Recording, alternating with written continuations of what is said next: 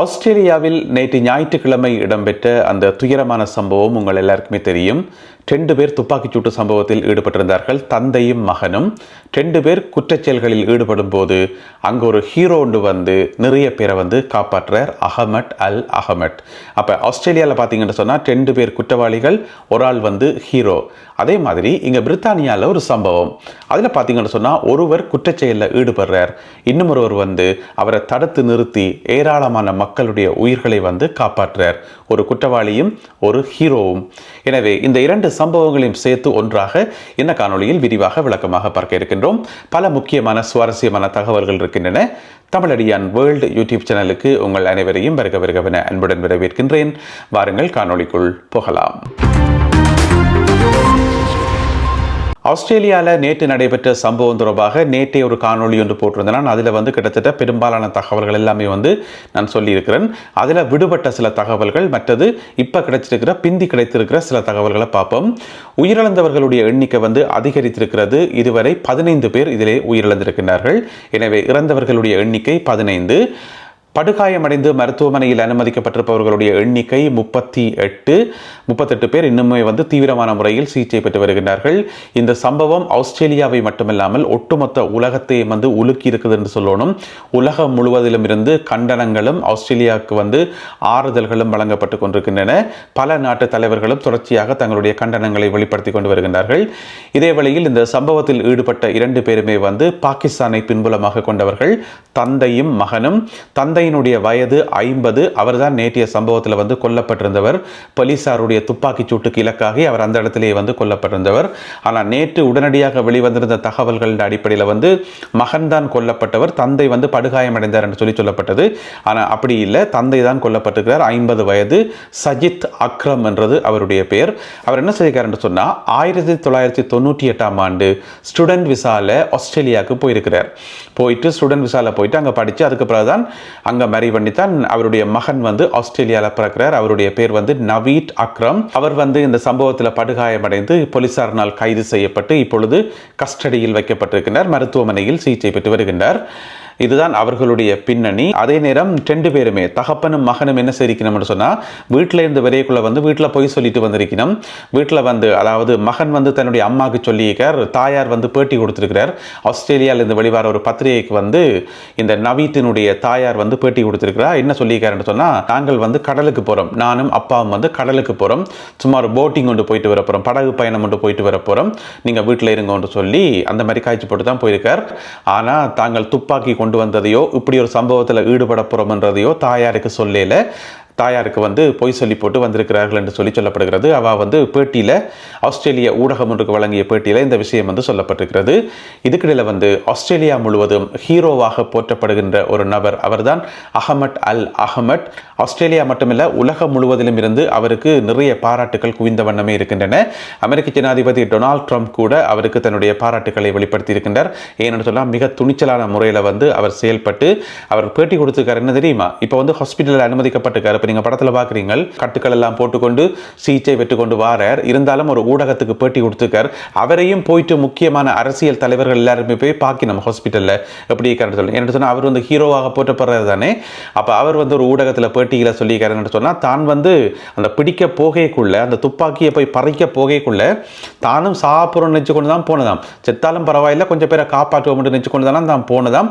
தான் தப்புன்னு சொல்லி நிற்கவே இல்லையாம். ஏன் சொல்லுங்க பாப்போம். இவர் போய் பிடிச்சது தகப்பன் சுட்டு கொண்டிருக்கும் போது அந்த 50 வயதுடைய நபரை தான் பிடிக்க போனது. அங்கால பார்த்தீங்கன்னு சொன்னால் ஒரு பாலத்துக்கு மேலே மகன் இருந்து சுட்டு கொண்டது.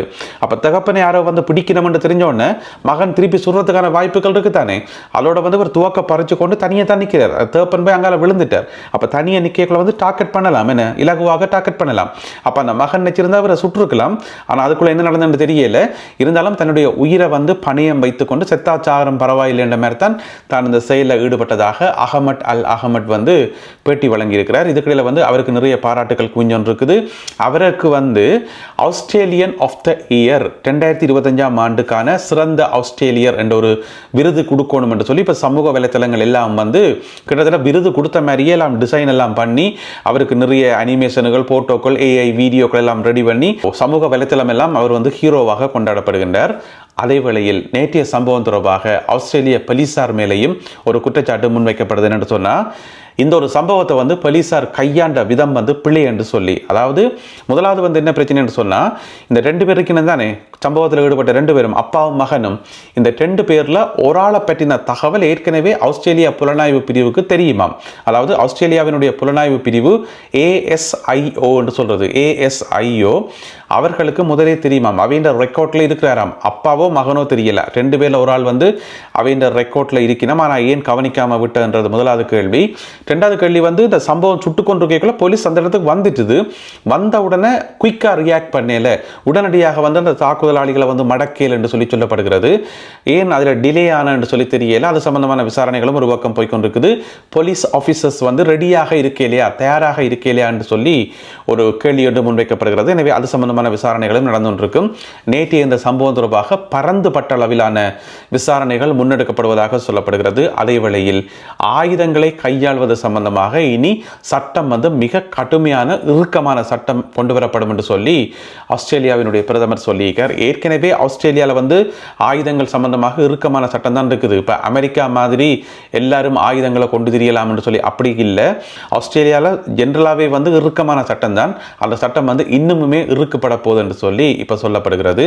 எனவே போலீசார் மேலேயும் விசாரணைகள் ஒரு பக்கம் நடக்கும் என்று சொல்லி சொல்லப்படுகிறது. இதுக்கிடையில வந்து நேற்றைய சம்பவத்தினுடைய ஹீரோ இருக்கிறது தானே அஹமட் அல் அஹமட், அவருடைய அம்மாவும் அப்பாவும் வந்து ஊடகம் ஒன்றுக்கு பேட்டி வழங்கி இருக்கிறார்கள். இப்போ நீங்கள் படத்தில் பார்க்குற 2 பேரும் தான் அம்மாவும் அப்பாவும்.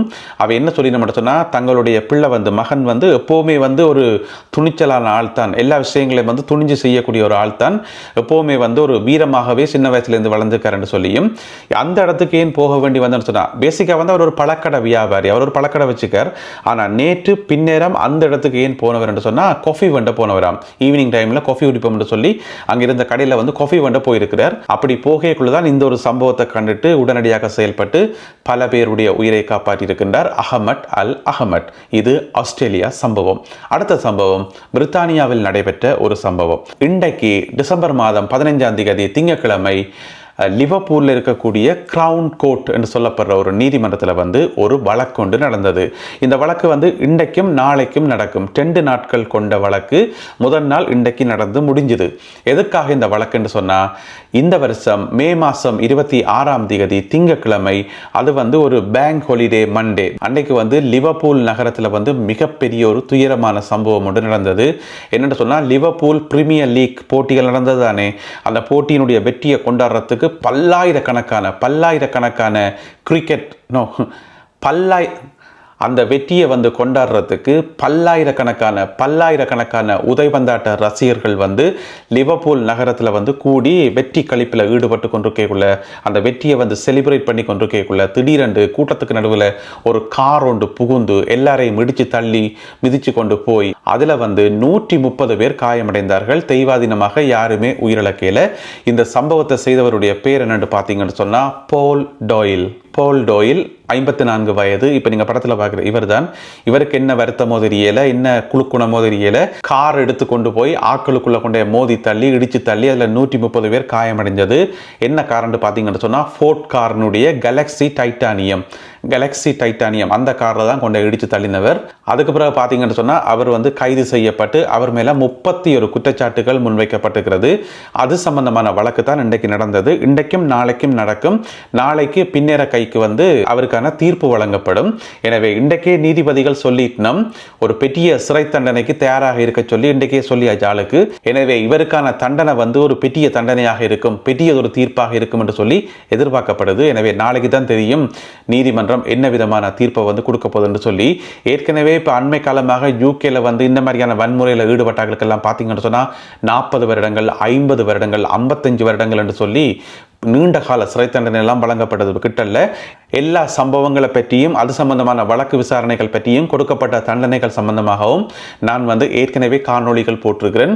இந்த தமிழடியான் வேர்ல்ட் சேனலில் பார்த்தாலே தெரியும். இதுக்கு முதல் போடப்பட்ட காணொளிகளில் வந்து எல்லா விவரங்களுமே வந்து சொல்லப்பட்டிருக்கிறது. எனவே போல் டாயிலுக்கு வந்து நாளைக்கு என்ன விதமான தண்டனை கிடைக்க போகுதுன்றதை நாங்கள் பொறுத்திருந்து பார்க்கணும். சரி, அவர் ஒரு பக்கம் கிடக்கட்டும்.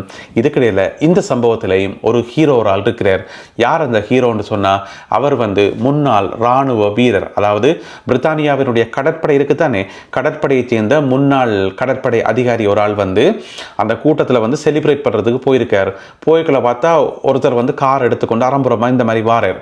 அப்போ என்ன செய்கிறார், காருக்கு பின்னால் ஓடி போய் காருக்குள்ளே புகுந்து ஏறி அந்த கியர் இருக்குத்தானே, கியரை பிடிச்சி இழுத்து அந்த கியரை வந்து பார்க்கிங்கு கொண்டு வந்துட்டார். அப்போ கார் வந்து அங்கே இங்கே நகராது, பார்க்கிங் கொண்டு வந்துட்டு பிறகு இவரை மடக்கி பிடிச்சது. அதுக்கிடையில் போலீஸ் வந்து ஆளை கைது செய்துட்டுது. எனவே இப்படியான ஒரு துணிகரமான செயலில் ஈடுபட்டது வந்து ஒரு முன்னாள் இராணுவ வீரர். அவருடைய பேர் வந்து டேனியல் பார். டேனியல் பார் அவருடைய ஃபோட்டோ வந்து தேடி தேடி பார்த்தேன், இது வரைக்கும் வெளிப்படுத்தப்படையில. பாதுகாப்பு காரணங்களுக்காக சில வேளை ஃபோட்டோக்கள் வெளிப்படுத்தப்படையில இன்னும் தெரியல. எந்த ஒரு ஊடகத்திலையும் அவருடைய புகைப்படம் வெளிவரையில். அவர் வந்து ஹீரோவாக போற்றப்படுகிறார். இன்றைக்கு வந்து கிரவுன் நீதிமன்றத்தில் அவரை பற்றி நிறைய விஷயங்கள் சொல்லப்பட்டது. அவருக்கான பாராட்டுகள் எல்லாம் வழங்கப்பட்டது நீதிமன்றத்தில் வந்து. ஏன்னு சொன்னால் அவர் வந்து அன்றைக்கு துணிச்சலாக அந்த காருக்குள்ள ஏறி அந்த கியரை வந்து பார்க்கிங்கு மாற்றி அந்த காரை ஸ்டாப் பண்ணியிருக்காட்டி அன்றைக்கு நிறைய உயிரிழப்புகள் வந்துறதுக்கான வாய்ப்புகள் இருக்குன்னு சொல்லி சொல்லப்படுகிறது. எனவே இங்க பிரித்தானியால ஒரு ஹீரோ, அவருடைய பேர் வந்து டேனியல் பார். அதே போல ஆஸ்திரேலியால ஒரு ஹீரோ, அவருடைய பேர் வந்து அஹமட் அல் அஹமட். எனவே எங்களுக்கு என்ன விளங்குதுன்னு சொன்னா, மக்கள் மத்தியில் வந்து குற்றச்செயல்களில் ஈடுபடுறாக்களும் இருக்கணும், அந்த குற்றங்களை தடுக்கிற காப்பாற்ற ஹீரோக்களும் இருக்கணும், ஹீரோக்களும் இருக்கணும், வில்லன்களும் இருக்கணும். இதெல்லாம் கலந்ததுதான் இந்த சமுதாயமாக இருக்குது. இந்த 2 சம்பவங்கள் தொடர்பாக நீங்கள் என்ன நினைக்கிறீர்கள்? உங்களுடைய கருத்துக்கள் என்ன என்பதை மறக்காமல் கீழே எழுதுங்கள். மீண்டும் சந்திப்போம் உறவுகளே. நன்றி, வணக்கம்.